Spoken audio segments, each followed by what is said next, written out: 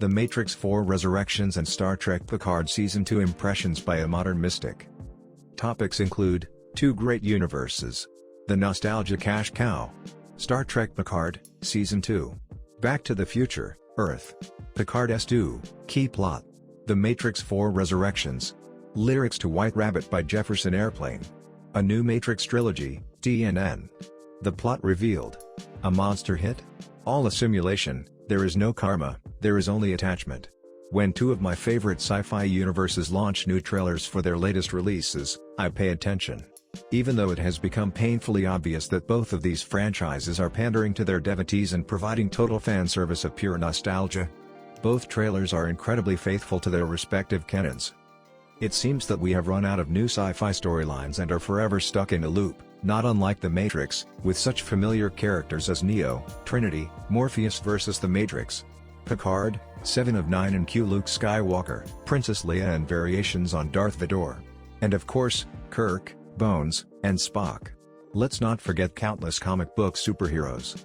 I wouldn't be surprised if Kirk, Skywalker or Neo get reintroduced to new generation of viewers decades from now. If they worked in 1966 or 1977 or 1999 and are still relevant in 2021, they will also be relatable decades from now. Remember, Superman was first introduced in 1938 and Batman in 1939, and they are a hot property to this day. The nostalgia cash cow.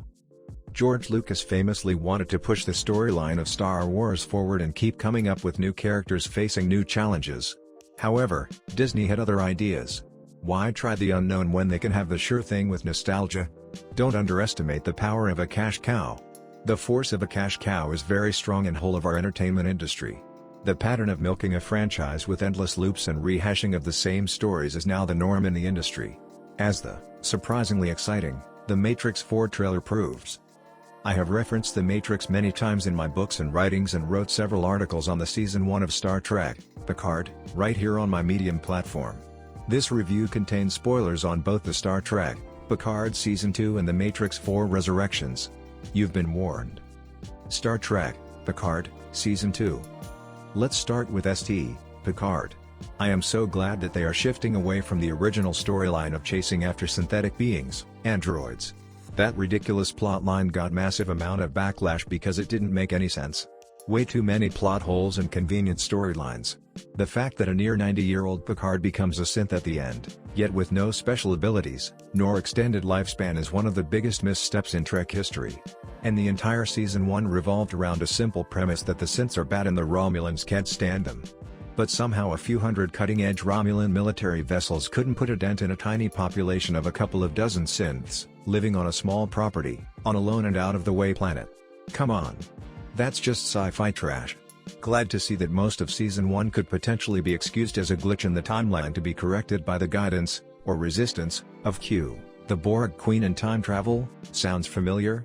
A sort of a dream, not unlike The Matrix. And thankfully we're moving headfirst into pure Trek nostalgia at Warp 9.8 with the Season 2. Back to the Future, Earth. One of Star Trek's most staple storylines is a visit to our current timeline, or a timeline near present, by almost every franchise, starting with the original series. They even used this plotline in two very successful Trek movies, The Voyage Home and First Contact.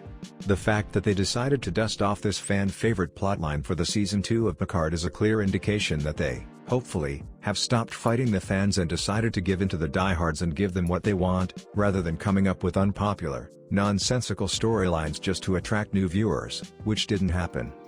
As I mentioned above, the economics of the power of nostalgia has solidly been established by the relaunch of sci-fi universes like Star Wars using old favorite characters.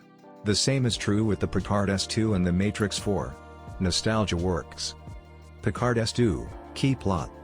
In the Star Trek, Picard Season 2, Q, a popular character from TNG, is back and our new/old team is going back to the present Earth, Los Angeles to be exact. Of course, LA is the home of the Trek studio and shooting here in the present time saves huge production costs.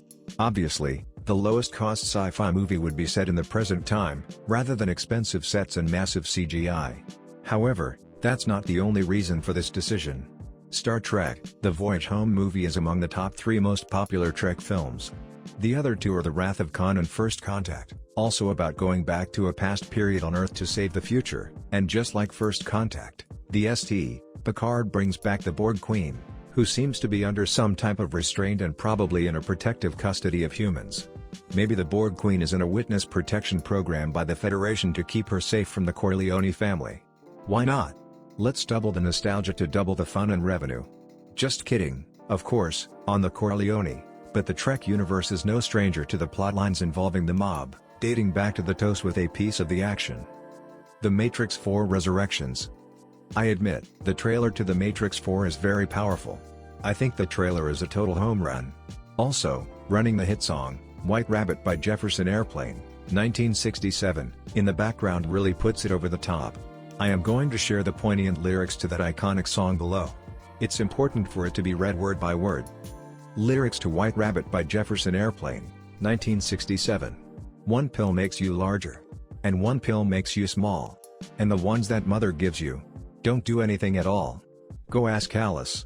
When she's 10 feet tall. And if you go chasing rabbits, and you know you're going to fall, tell him a hookah-smoking caterpillar has given you the call. Call Alice. When she was just small. When the men on the chessboard get up and tell you where to go. And you've just had some kind of mushroom. And your mind is moving low.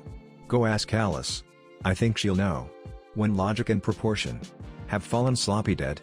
And the White Knight is talking backwards. And the Red Queen's off with her head. Remember what the Dormouse said? Feed your head. Feed your head. Feed your head. A new Matrix Trilogy, TNN. The trailer alone shows incredible editing prowess. This could easily be one of the most successful trailers in recent years.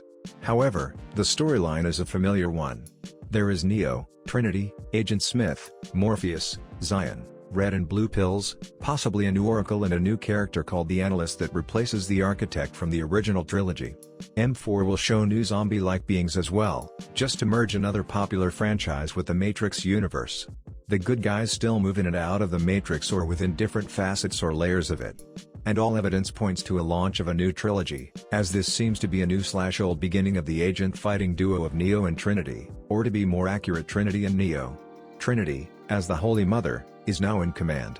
Neo as the Christ figure is now sitting on her lap, like in a Pietà. The plot revealed. If you search on YouTube you'll come across a detailed leaked plot for The Matrix 4. It was shared from those who have seen the early cuts of the full film. I'll mention just the overall arc of the story. The Matrix 4 is set 60 years after the revolutions. The machine god, Deus Ex Machina, has revived both Neo's and Trinity's bodies and they are kept in unique and isolated pods. However, their residual self-images in the Matrix are initially unaware of their past. Neo's thoughts are being constantly suppressed with an endless prescription of mind and memory-inhibiting blue pills prescribed by the Analyst, a machine. Eventually some red pills get to Neo and attempt at waking him up. He is joined ultimately by red-pilled Trinity and together they form an unstoppable force. From what they shared on YouTube, they both fly into the screen together in the final shot as a clear indication of more sequels to come. This is of course just a very simple overview of the new Matrix. There is a lot more to the story with Agent Smith, Merovingian, a non-human Morpheus and zombies all making appearances. A monster hit? I don't think anyone has any doubt that the new Matrix 4 is going to be a mega hit. This could easily become the biggest hit among latest releases and possibly even bigger than the original trilogy, because the myth and the legend of the Matrix is so much greater now than it was 20 years ago. All a simulation, there is no karma, there is only attachment. The Matrix universe is perhaps one of the most instrumental vehicles in awakening of the public to the concepts of ascension and our perceived reality as mere illusion. The great mystics of the past consistently warned those who were ready to hear, with the 3 rules of ascension and true freedom from this planet of fear, violence and oppression. Those rules are, intention, overcoming fear and lack of attachments. I don't use the word karma, because it doesn't exist. It's just another method of control and fear-inducing terminology. There is no such thing as karma, nothing binds you to anything, except your own desires, wants and needs.